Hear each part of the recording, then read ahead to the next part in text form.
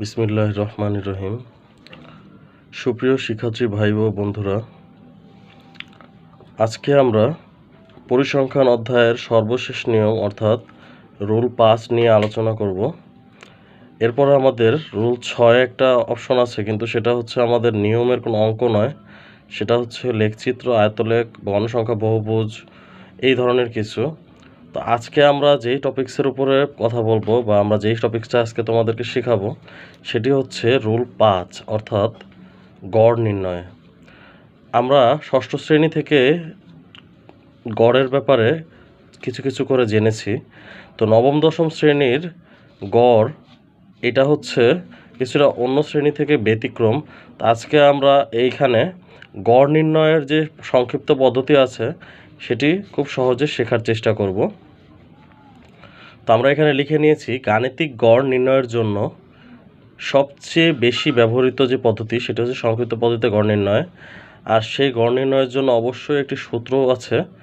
এখানে গড় x bar সমান সমান এ প্লাস এইচ গুণ summation FI UI by summation FI.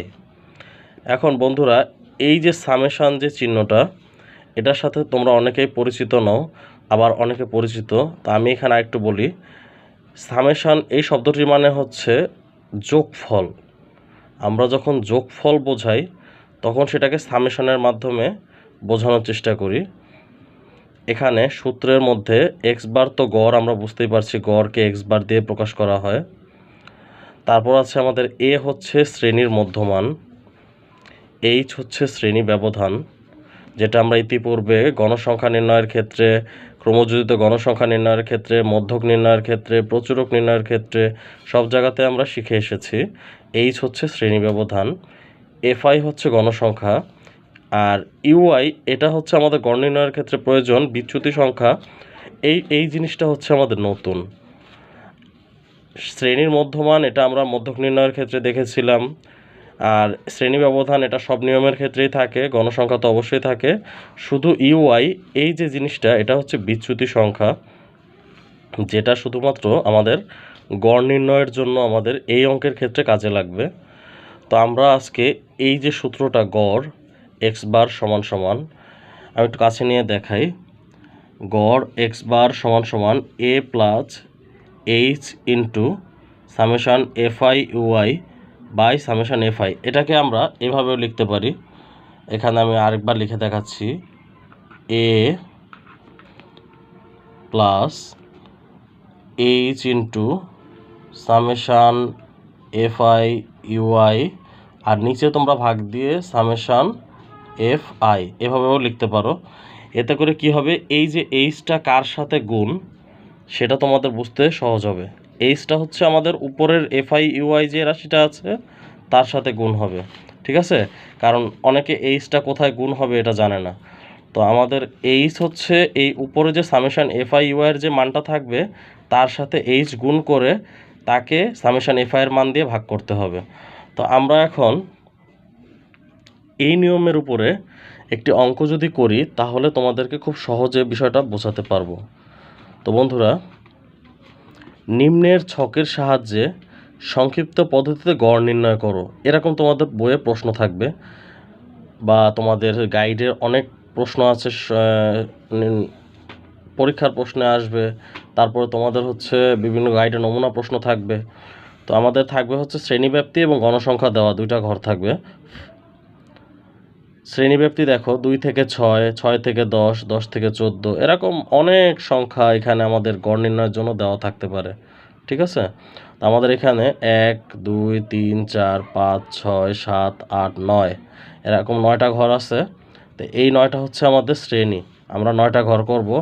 এবং আমাদের গড় নির্ণয়ের জন্য আমাদের সবসময় খেয়াল রাখতে হবে যে আমাদের গড় নির্ণয়ের জন্য 1, 2, 3, 4, 5টি কলাম করতে হবে। কয়টি?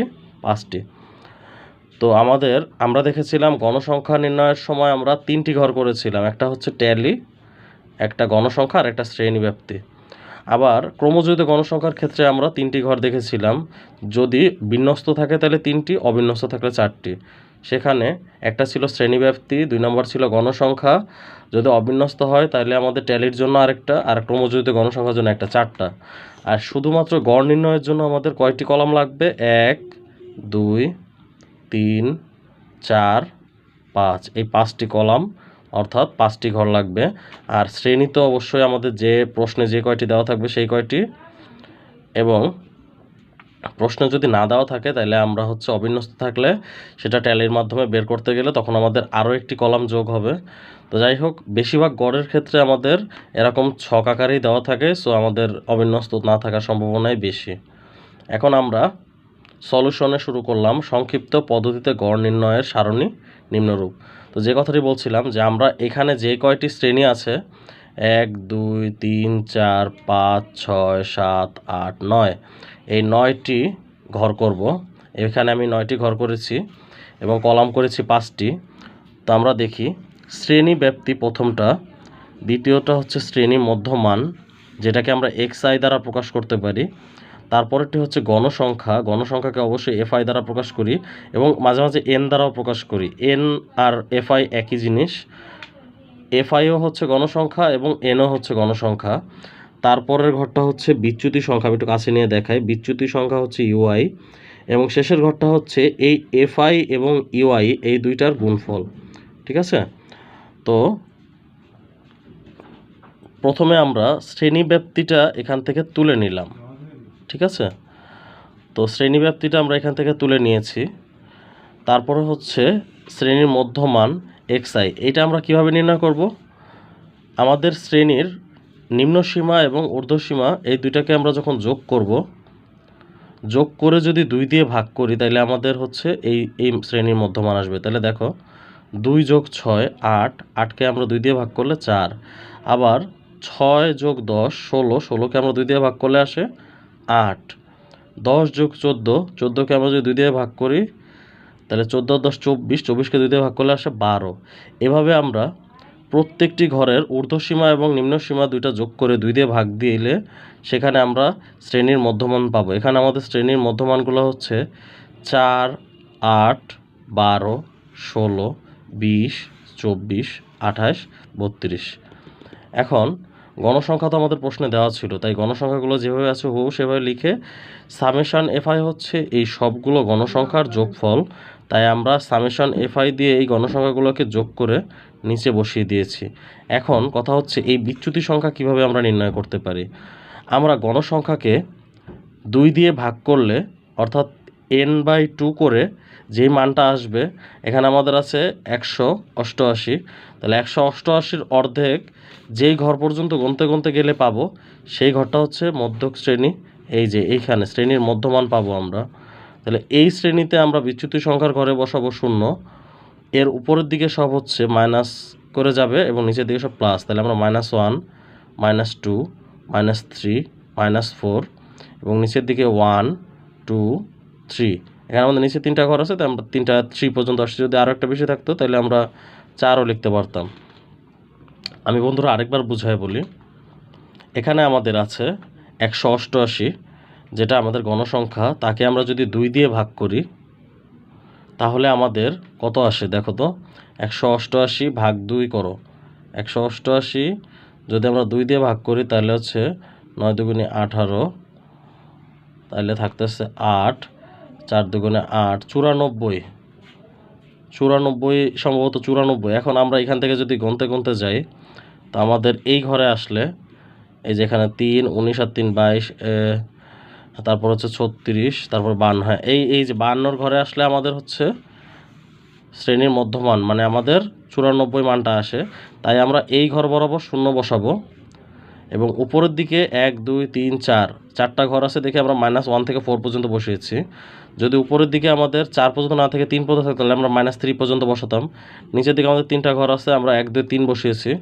এখন শেষের ঘরটা দেখো, শেষের ঘরে আমরা বলেছিলাম সামেশন fi গুণ ui, তাহলে এখানে আছে 1, এখানে আছে -4, তাহলে -4 × 1 = -4, এখানে আছে 9, এখানে -3, তাহলে -27, 3 নং 27, তাহলে -27, এখানে আছে 21, এখানে আছে -2, তাহলে -21 দুগুণে -42, এখানে আছে 47 মাইনাস 1, তাহলে মাইনাস 47, আর শূন্য বরাবর শূন্য হবে, যে ঘরে শূন্য ছিল এখানেও সেই ঘরে শূন্য হবে। তারপরে 36 একে 36, 19 দুগুণে 38। আচ্ছা বন্ধুরা, এখানে শেষের যে জায়গাটা আছে এটুকু আমাদের অন্য পৃষ্ঠা থেকে এসেছে, এটা কোনো আমাদের এই অঙ্কের অংশ না। তারপরে 3 তিরিকে 9। এখন বিয়োগ ঘরগুলো আমরা একসাথে যোগ করব, করে যেটা বড় সেটা থেকে ছোটটা বাদ দিলে আমাদের দেখো মাইনাসের ঘরের সংখ্যা বেশি ছিল, তাই আমাদের মাইনাস 37 হয়েছে। মানে এই বড়টা থেকে ছোটটা বাদ দিলে যেই মানটা থাকবে সেটা হচ্ছে আমাদের সামেশান FI UI এর মান। এখন আমরা সেই সূত্রে চলে যাই। আমাদের এখানে বলা ছিল গড় এক্স বার সমান সমান A plus H into summation FI UI by summation FI। তাহলে আমাদের এর মান হয়েছে 20, এই যে শ্রেণীর মধ্যমান মাঝখান এটা হচ্ছে 20, আর প্লাস এই যে মাইনাস 37 আমরা এখান থেকে পেয়েছি, এই যে সামেশান FI UI এর মান হচ্ছে মাইনাস 37, আর সামেশান FI এর মান হচ্ছে 188 গুণ শ্রেণী ব্যবধান হচ্ছে 4, এখানে আমরা লিখলাম। এবার এই 37 দিয়ে 188 ভাগ করে তার সাথে 4 গুণ করব, তাহলে আমাদের হচ্ছে একটা মান আসবে। এই ক্যালকুলেশনের যে মানটা এটাই হচ্ছে আমাদের গড়। এখন আমাদের কথা হচ্ছে যে এখানে যেই সংখ্যা নিয়ে আমরা কাজ করেছি সেই সংখ্যাই যে তোমাদেরকে নিতে হবে এমন না, তোমরা তোমাদের বই অথবা গাইডের যে কোনো ধরনের অঙ্ক নিয়ে তোমরা গড় করতে পারো, ঠিক আছে? তো আমার প্রিয় শিক্ষার্থী বন্ধুরা, তোমাদের জন্য আমি এর পরবর্তী ভিডিও অর্থাৎ রুল 6-এ তোমাদেরকে হচ্ছে অজীব রেখা বা গণসংখ্যা বহুভুজ এই ধরনের একটি ভিডিও নিয়ে তোমাদের সামনে আসব। ততদিন তোমরা অপেক্ষা করো, আর আমার চ্যানেলে যারা নতুন তারা সাবস্ক্রাইব করে বেল আইকনে ক্লিক করে দাও, যেন নতুন নতুন ভিডিও পাওয়ার সাথে সাথে তোমরা সেই ভিডিওটি দেখতে পারো এবং সহজ নিয়মে তোমরা বেশি বেশি প্র্যাকটিস করে SSC 2025-এর যারা শিক্ষার্থী আছো অথবা যারা এবার 9 থেকে 10-এ উঠবে অথবা এবার যারা নতুন 9-এ উঠেছো তারা যেন খুব ভালোভাবে একটা প্রস্তুতি নিতে পারো আগামীতে তোমাদের পরীক্ষার জন্য। আর যে কোনো ধরনের সমস্যায় ইমেল এবং আমাকে কমেন্টস বক্সে অবশ্যই জানাবে যে তোমাদের কোথায় সমস্যা। তাহলে আজকে এই পর্যন্তই, আমরা নতুন কোনো ভিডিও নিয়ে আবার আসবো। ততদিন সবাই ভালো থাকো, সুস্থ থাকো, আল্লাহ হাফেজ।